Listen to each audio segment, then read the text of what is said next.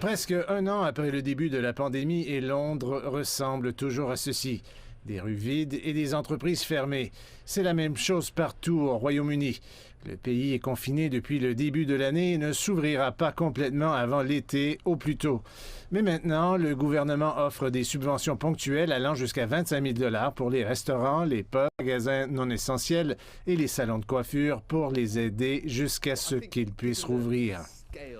Je pense que compte tenu de l'ampleur du choc que nous avons vécu, ce n'est pas un problème que nous allons pouvoir résoudre du jour au lendemain.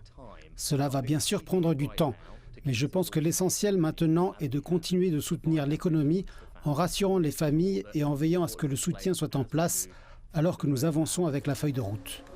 Le restaurateur Sam Harrison affirme que le plus gros problème pour la plupart des entreprises est d'essayer de payer leur loyer après des mois de confinement.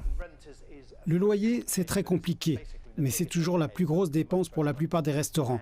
Et techniquement, selon les termes du bail, c'est le cas pour la plupart d'entre nous. Nous devons encore payer un loyer, même lorsque nous ne sommes pas ouverts.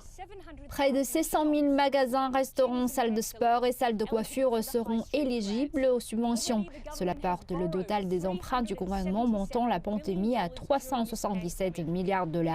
Et il faudra à terme rembourser cette dette. Et il y a des indications qu'une augmentation des impôts pour les salariés et les sociétés à revenus élevés pourrait être imminente.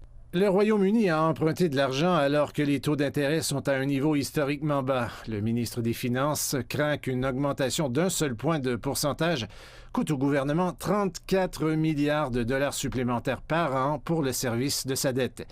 Le gouvernement a également annoncé qu'il autoriserait les hypothèques aux primo-accédants qui n'ont qu'un dépôt de 5 %. C'est triste, mais plusieurs entreprises dans le secteur vont manquer de liquidités. La plupart d'entre nous perdent de l'argent à chaque semaine en ce moment.